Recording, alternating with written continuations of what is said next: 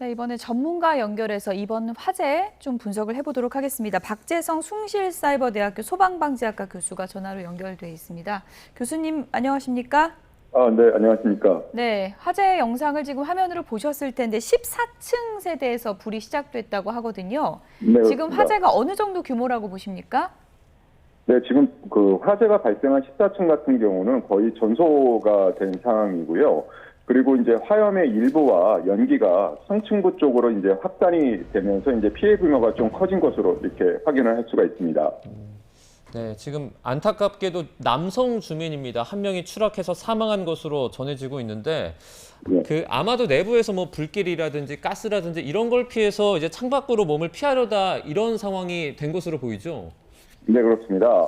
우리가 이제 보통 이제 아마 이 아파트도 이제 계단실형 아파트인 것 같습니다. 그래서 현관 쪽으로 피난을 이제 해서 계단을 통해서 이제 피난층까지 이제 내려와야 되는데, 네네. 아마 현관 쪽으로 이제 피난을 할 수가 없는 상황이기 때문에 이제 외기하고 접해 있는 발코니 쪽으로 이제 나와서 본인의 위치를 알리고 이제 구조를 요청하는 상황 중에서 이제 그 아래로 추락하면서 사망을 하지 않았나 이렇게 생각을 하고 있습니다. 네, 지금 화면으로만 봐도 불길과 그 연기의 그 규모가 상당한 것으로 지금 보이는데 저렇게 네. 고층 화재가 발생했을 때 가장 중요한 게 이제 인명 구조인데 어떤 구조 방법을 쓰게 됩니까?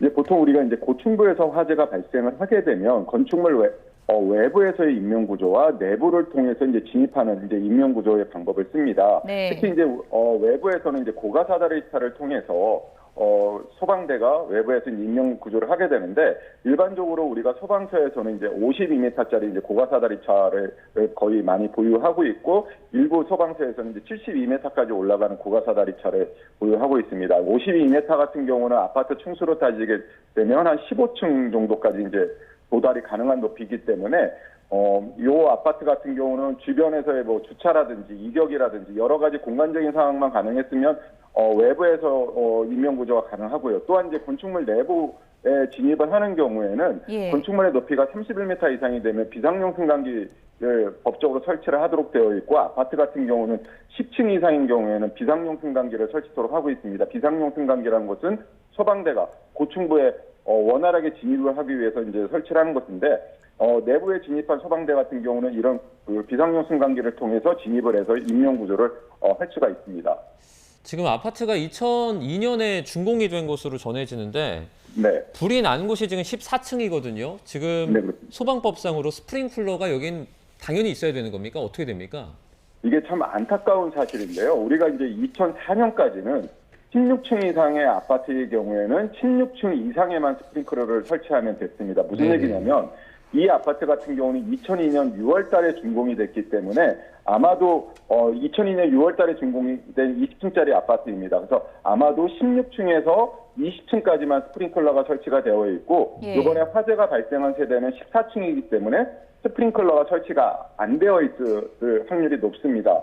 그리고 이제 그 뒤에 이러한 문제점들이 여러 가지 화재를 겪으면서 계속적으로 발생을 하다 보니까 2005년도서부터는 11층 이상 아파트인 경우에는 전층에 스프링클러를 설치하는 것으로 강화를 했고요. 또한 그 다음에 또 이러한 11층 이상으로 강화를 했음에도 불구하고 또 여러 문제점들이 발생을 하다 보니까 2018년 이후에는 6층 이상 건축물은 아파트 같은 경우에는 전층에 스프링클러를 설치하는 것으로 강화를 했는데, 이 건물 같은 경우는 2002년에 준공이 되다 보니까 강화된 스프링클러 설치와 관련된 소방법이 적용이 안 된 것이었죠.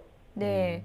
지금 이제 14층에서 불이 시작됐고 그 위로 검은 연기가 치솟고 있는 화면을 계속 보여드리고 있는데, 고층 아파트 화재에서 가장 큰 위험 요인 중에 하나가 바로 이제 연기가 될 것 같습니다. 저 상층부 주민들은 좀 대피를 어떻게 해야 됩니까?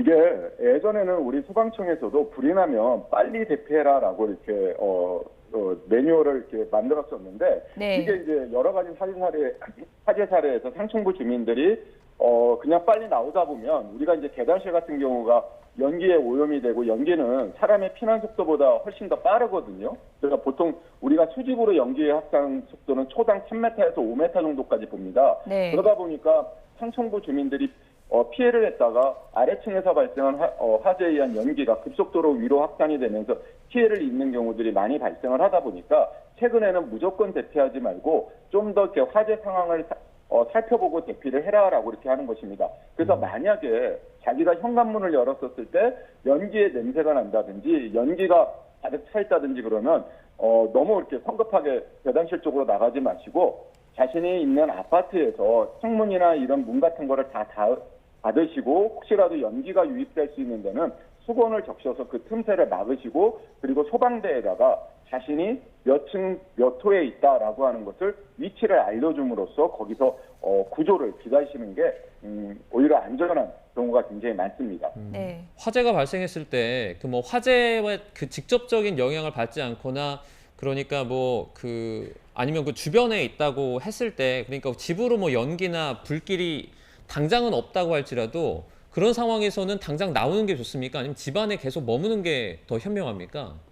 앞서 말씀드렸던 것처럼 우리가 이제 보통 아파트 같은 경우는 옆으로 화재가 확산되는 경우는 거의 없고요. 또한 화재는 보통 위로 올라가기 때문에 아래쪽으로 화재가 확산되는 경우도 거의 없습니다. 또한 보통 화재는 이제 위로 상층부로 확산이 되게 되는데 만약에 자기가 화재가 발생한 세대의 바로 윗세대다, 직상층의 윗세대다라고 하면은 그 바로 직상층 세대로는 화재가 확대될 위험성도 굉장히 크기 때문에 가능한 한 빨리 대피하시는 거에 좋고요.